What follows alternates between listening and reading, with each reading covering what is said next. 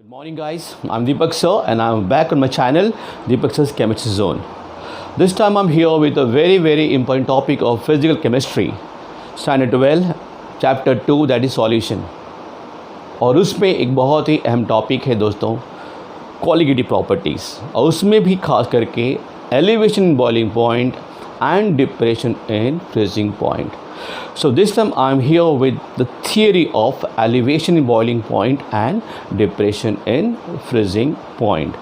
And in the coming lectures, okay, I'll bring the numerical part of. So here we go.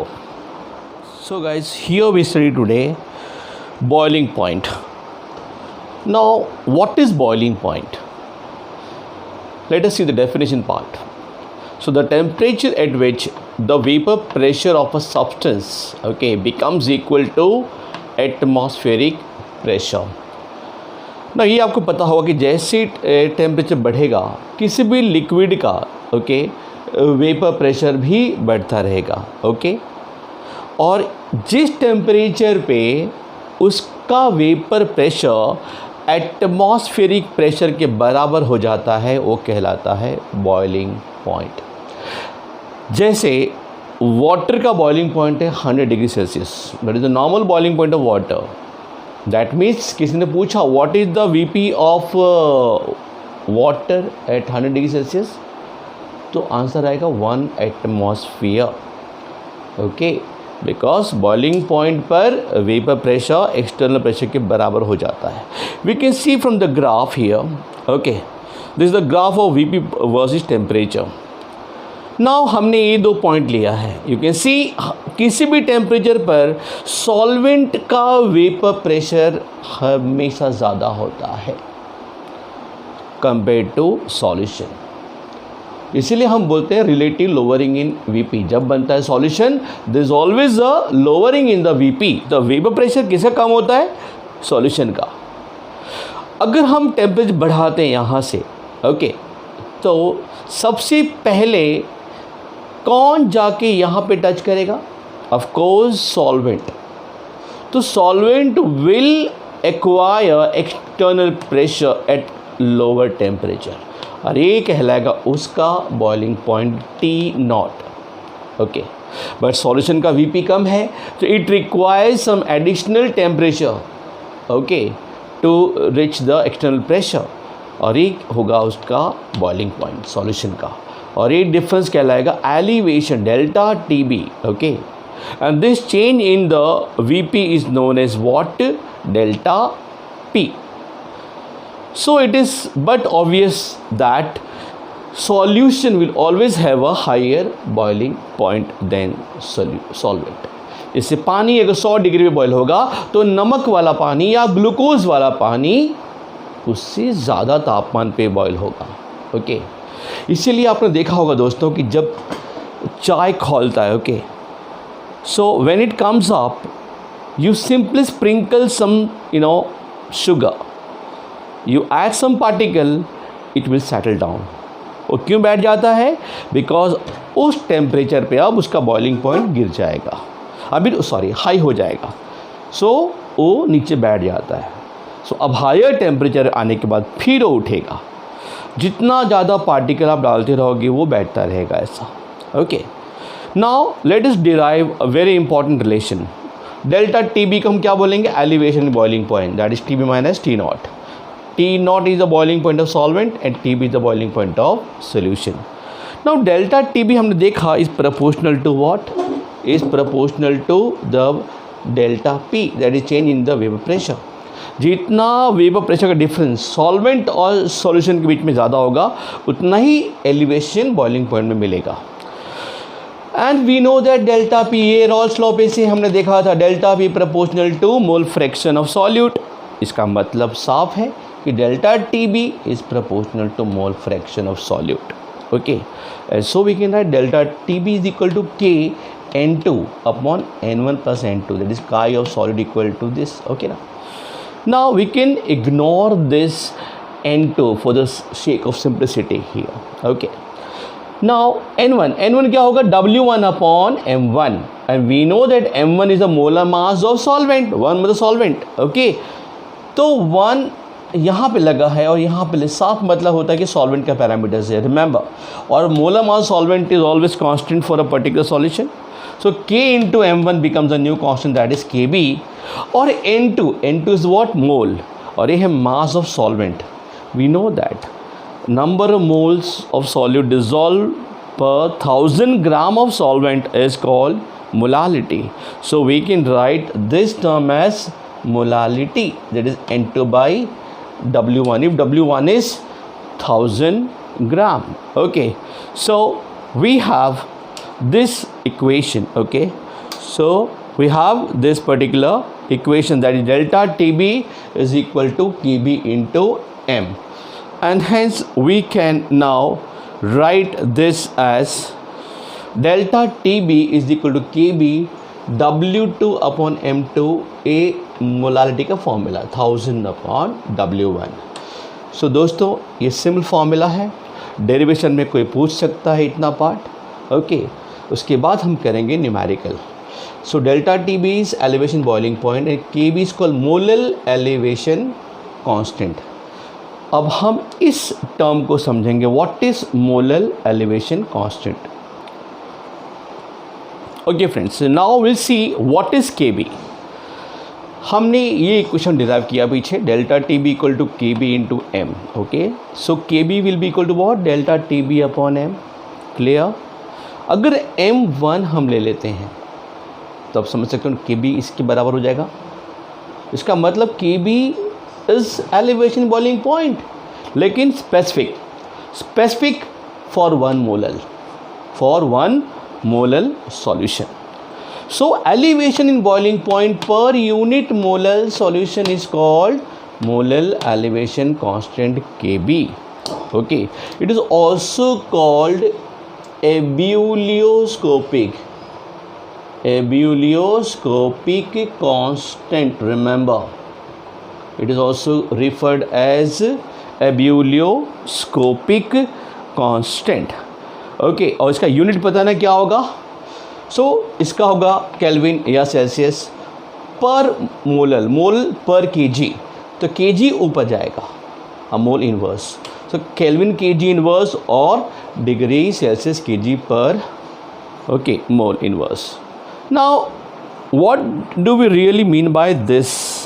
Okay, suppose we take 1 kg water, okay, in two different vessels 1 kg water, और एक में डाला मैंने 1 मोल urea और एक में डाला मैंने 1 mole glucose. Okay, 1 mole glucose, ठीक है। और किसी ने पूछा कि दोनों में से किस सॉल्यूशन का बॉइलिंग पॉइंट ज़्यादा होगा? इनफैक्ट दोनों का सेम होगा, बिकॉज दोनों में पार्टिकल 1 मोल डाला गया है। ओके, दोनों में पार्टिकल्स कितना है? 1 मोल। इर्रिस्पेक्टिव कि तुमने क्या ऐड किया है, नंबर कितना है? 1 मोल। सो दोनों में बॉइलिंग पॉइंट का एलिवेशन सेम रहेगा, बिकॉज हमने पढ़ा था these are colligative properties. Colligative property का मतलब those properties which do not depend upon the type of the substance we add but on the amount, that is number of particles present in the substance. Okay, that is the number of moles of the substance present in the solution. Okay, so delta TB दोनों के लिए same होगा, और इस case में वो KB के बराबर, बिकॉज 1 मोल पर kg विल बी 1 मोलल, और हमने पढ़ा है कि 1 मोलल के लिए जो भी एलिवेशन आएगा वो KB कहलाएगा। दोस्तों KB जो है वो किसी भी सॉल्वेंट का एक स्पेसिफिक प्रॉपर्टी होता है, is the property of solvent, okay, that purely depends upon the parameters of solvent. तो इसका फॉर्मूला होता है, remember, R KB equal to R T naught square, okay, upon 1000 LV, और R M T naught square upon 1000 delta HP। अब इसमें terms क्या है? तो R तो गैस कांस्टेंट होगा, ओके, जिसका वैल्यू जूल में होता है 8.314, ओके, और कैलोरी में कितना होता है? 1.987। This is latent heat of vaporisation per gram, और 1 ग्राम के लिए वेपराइज करने का हीट होता है, इसको लैटेंट हीट ऑफ वेपराइजेशन। अगर हम डेल्टा HV लेते हैं, अगर एंथैल्पी दिया हुआ है वेपराइजेशन का, that is latent heat of वेपरेशन पर मोल, अगर पर मोल दिया होगा तो हमें मोलर मास से डिवाइड करना पड़ेगा टू गेट LV. ओके, सो अगर डेल्टा एच वी यूज़ करते हो तो ऊपर मोलर मास जाएगा. So I hope it's clear to people. Now we shall see. दोस्तों एक क्वेश्चन इसमें से आता है, where will the food be cooked easily in open container, on mountain top that is on the higher altitude और at the sea level. मतलब पहाड़ के ऊपर खाना बनाना आसान होगा या सिंपल है सी लेवल पे, जैसे अहमदाबाद सी लेवल पे है. Okay, answer will be it will be easier to cook food at the sea level and difficult on the higher altitude. इसका रीज़न क्या है, यहाँ पे डिफ़िकल्ट क्यों होता है? Because on mountains at a higher altitude there is a low pressure. Okay, there is a low pressure. Okay, क्योंकि ऊपर एयर एकदम रेयर है. ओके, रेयर का मतलब होता है पार्टिकल्स दूर दूर हैं, डेंसिटी हाई नहीं होती है, तो डेंसिटी लो हो जाती है ऊपर जाने पर, तो उसका प्रेशर भी लो हो जाएगा. इसका मतलब पानी अगर हम लेते सॉल्वेंट तो उसका बॉइलिंग पॉइंट 100 डिग्री के नीचे आ जाएगा. It will start boiling at a lower temperature. Okay, इसका मतलब अब वो बॉइलिंग वाटर का इतना एनर्जी नहीं होगा कि फूड को सॉफ्ट कर पाए.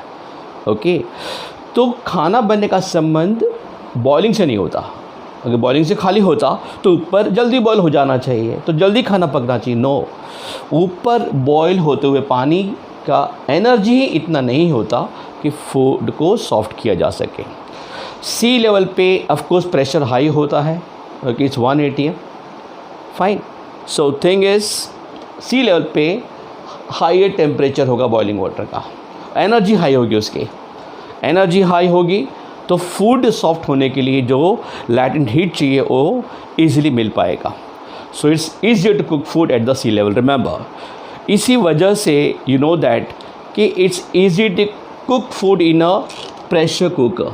ओके, प्रेशर कुकर में खाना हम क्यों पकाते कभी कभी, जैसे कोई नॉन वेज हो या कोई दाल हो जो जल्दी पकता ना हो. ओके, तो हम एक प्रेशर कुकर या एक क्लोज सिस्टम यूज़ कर देते हैं. हम तपेले पे थाली रख देते हैं कुछ. ओके, ऐसा क्यों करते हैं? बिकॉज जब सिस्टम क्लोज हो जाएगा तो अंदर प्रेशर बढ़ जाएगा. अगर अंदर लिक्विड के ऊपर प्रेशर बढ़ जाएगा तो डेफिनेटली बॉइलिंग पॉइंट उसका बढ़ जाएगा. Okay, you know that. और एक बात जान जाओ, प्रेशर कुकर के अंदर लिक्विड की बॉयल नहीं होगा. Okay, it will gain saturation with the steam, that is super heated steam. Remember. Okay, ये भी एक क्वेश्चन था, does water boil in the pressure cooker, close cooker? Answer is no, it goes in the equilibrium with the super heated steam. Okay, और इस super heated steam का energy इतना high होता है कि फूड जल्दी सॉफ्ट हो जाता है. And so it's very easy to cook food in pressure cooker. Now will see freezing point. अब फ्रीजिंग पॉइंट क्या होता है? So it is the temperature at which the solid and the liquid state of the substance are in equilibrium, और the vapour pressure of liquid and the solid state of a substance becomes equal. Okay, जैसे H2O का liquid form भी होता है 0 के ऊपर, और उसका सॉलिड फॉर्म स्टार्ट होना चालू होता है 0 से. 0 के नीचे O बनता रहता है सॉलिड. ओके, सो 0 डिग्री पर exact at 1 atm pressure liquid and solid comes in equilibrium. इसका अर्थ साफ है कि दोनों का Vp सेम होता है, and this temperature is called freezing point. Now will see what happens when we make a solution. जब सॉल्यूशन बनाएंगे तो क्या फ्रीजिंग पॉइंट हायर होगा या लोअर होगा? Let us check out here. ये ग्राफ है vapour pressure versus temperature. You can see that at any temperature, okay, we have taken this is the highest side of the temperature. मतलब यहाँ पे liquid form में है, ये pure solvent है और ये सॉल्यूशन बना हुआ है. रिमेंबर ए वाला है फ्रोजन एक्सेस, मतलब क्या होगा फ्रीज यहाँ पर, सॉल्वेंट दोनों में है। ओके, जैसे ये प्योर पानी है और ये नमक वाला पानी होगा, सॉल्वेंट दोनों में सेम है और ये उसका फ्रोजन एक्सेस है। अब सबसे पहले when we start lowering we know that कि सबसे पहले सॉल्वेंट सी पर आते ही ना it will start freezing, so ये कहलाएगा उसका फ्रीजिंग पॉइंट। ओके, बिकॉज इस पॉइंट पर उसका वीपी और सॉलिड स्टेट का फॉर्म का वीपी सेम हो जाता है, बस सॉल्यूशन में वीपी ऑलरेडी लो है। ओके, सॉल्वेंट का वेपर प्रेशर सॉल्यूशन फॉर्म में थोड़ा कम होगा इसके कंपैरिजन में, so at lower temperature this will reach the frozen excess, clear, and hence a solution always freezes below the freezing point of pure solvent। जैसे शुद्ध पानी अगर 0 डिग्री पे फ्रीज़ होगा तो नमक वाला पानी उससे लो तापमान पे फ्रीज़ होगा। Okay, and here we can show that delta TF is equal to T0 minus TF। Okay, so this called depression in the freezing point. Delta TF is directly proportional to delta P जो हमने बात किया था boiling point case में, और delta P proportional to the mole fraction of solute dissolve, and so delta TF is proportional to mole fraction of solute, and this we can add K N2 upon N1 plus N2, ignoring N2 in the denominator, okay, for the sake of simplicity. Now N1 क्या होता है, mass of solvent upon the molar mass of solvent, और molar mass is a constant term, remember. Okay, so K into M1 gives the new constant, that is Kf, or N2 upon W1 becomes what, molarity, because number of moles per unit mass of per unit kg solvent। okay, यहाँ पर W1 fix होता है 1000 ग्राम, so that will be what, molarity, and hence we can write delta TF equal to Kf into molarity, and this we can write in this form also, delta TF is equal to KF into molarity, so M क्या होता है, W2 upon M2 into 1000 upon W1। W2 is the mass of solute, M2 is the molar mass of solute, W1 is the mass of solvent, remember. और KF को कहते हैं molal depression constant और cryoscopic constant. Okay, और उसका unit बिल्कुल वही होगा जो KB का था, केल्विन kg पर मोल। और डिफाइन कैसे करेंगे हम इसको, KF will be defined as the depression. देखो ये आप यहाँ देखो, अगर M1 होगा तो delta TF, sorry this will be delta TF will be equal to KF। Okay, so KF would be same as TF, delta TF if M is 1, and so we have written KF is the depression freezing point per unit molar solution। Okay friends, so let us understand what is KF in fact। okay, अगर मैंने 1 kg पानी लिया A में और 1 kg पानी लिया B में, और दोनों में मैंने 1-1 मोल कुछ डाला, इसमें 1 मोल यूरिया डाला और इसमें 1 मोल ग्लूकोज डाला। क्वेश्चन इज किसका फ्रीजिंग पॉइंट डिप्रेशन ज़्यादा होगा? Answer is very obvious, now you can answer, दोनों में सेम होगा। Okay, delta TF of A will be same as delta TF of B, और इस केस में वो KF के बराबर होगा। क्यों KF के बराबर होगा? बिकॉज 1 मोल हमने बनाया है solution, 1 molal, okay, by adding 1 mole in 1 kg solvent। okay, so this is the meaning, so this is also what a colligative property, that is depression in freezing point is colligative। अब इसका application देखते हैं दोस्तों। उसका पहला application ही है anti freeze. Okay, what is anti freeze? Let us understand, you know that in cold countries car के रेडिएटर के अंदर पानी होता है। अगर उस कंट्री का तापमान काफ़ी लो है, सपोज -6 डिग्री, वो -10 डिग्री हो सकता है, -30 भी हो सकता है, -40 भी हो सकता है, तो पानी क्या हो जाएगा? It will freeze. तो पानी को फ्रीज होने से बचाने के लिए उस तापमान पर ethylene glycol is added. This is ethylene glycol. So ethylene glycol is added to lower the freezing point. Remember, so इस पर भी न्यूमेरिकल आएगा कि what mass of ethylene glycol must be added, okay, so it's use as a anti freeze. दूसरी बात ये है कि कोल्ड कंट्रीज़ में आइस को साफ़ करने के लिए हम यूज़ करते हैं। रोड पे जो आइस जम जाता है उसको साफ़ कैसे करते हैं? बाय एडिंग NaCl और CaCl2। NaCl, when you add NaCl, it will form a freezing mixture जिसका फ्रीजिंग पॉइंट -21 डिग्री सेल्सियस तक हो जाता है कभी कभी, और इस केस में -55 डिग्री सेल्सियस। इसका अर्थ ये है कि अगर मैंने नमक डाल दिया या CaCl2 डाल दिया और NaCl डाल दिया, कोई भी डाल दिया, तो आइस जो जमा हुआ है ना वो पिघलना शुरू हो जाएगा। बिकॉज वो अब तब पिघलेगा, वो तब फ्रीज होगा जब टेम्परेचर इनके फ्यूजन मिक्सचर का जो टेम्परेचर होगा फ्रीजिंग पॉइंट उसके बिलो जाएगा। ओके, सो अगर -6 डिग्री पे मान लो मनाली में आइस जमा हुआ है रोड पर, आपने नमक डाल दिया, क्योंकि नमक और पानी का जो फ्रोज़न मिक्सचर बनेगा उसका टेम्परेचर जो होगा फ्रीजिंग पॉइंट -21 होगा। इसका मतलब -6 डिग्री तो काफ़ी हायर हुआ, इसीलिए वी यूज़ NaCl और CaCl2।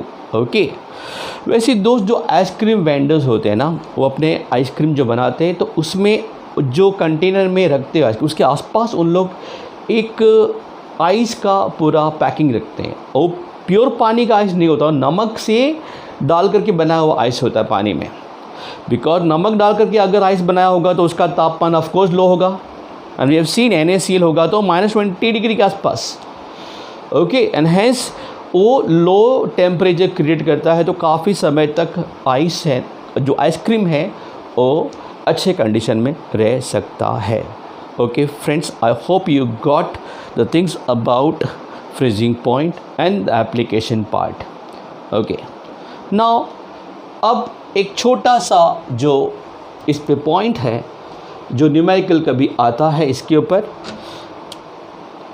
Kf is a property of solvent, just like the Kb. We have derived this equation, we have written this equation, Rb, this R T naught square upon 1000 into LF। यहाँ पर R क्या होगा? Gas constant. Okay, T nought क्या होगा? Freezing point of solvent. LF है latent heat of fusion, latent heat of fusion per gram, remember per gram. यही equation Rm T0 square upon 1000 into delta Hf हो जाएगा। यहाँ पे you know that LF is equal to delta Hf upon molar mass, और delta Hf क्या है? This is enthalpy per mole. Okay, enthalpy और heat of fusion पर मोल, तो पर ग्राम में अगर हमको लेके आना है तो हमें मोलर मास से डिवाइड करना पड़ेगा। I hope you got this friends. Okay friends, I hope you understood the term molar elevation constant, molar depression constant, what is boiling point, what is freezing point. Okay, why do we sprinkle CaCl2 to clear the ice on the road? Okay, why food is not cooked properly at the higher altitude? Why do we cook food in a pressure cooker if the food doesn't become soft easily? Okay, इस सभी का answer हमने इस session में देखा है दोस्तों। Okay, this was totally theoretical. इसमें डेरिवेशन जो पार्ट था वो बोर्ड में आता है। ओके, क्वेश्चन में भी asked define boiling point and derive the relation delta TB equal to KB into W2 upon M2 into 1000 upon W1. Okay, so please go through the theory, और अगली बार I will come with numericals of this topic. So thank you for watching guys, and I'll be back soon with some important topics, and just stay tuned with me. Okay, stay tuned with me on my channel, and do like, share and subscribe. Till then good bye.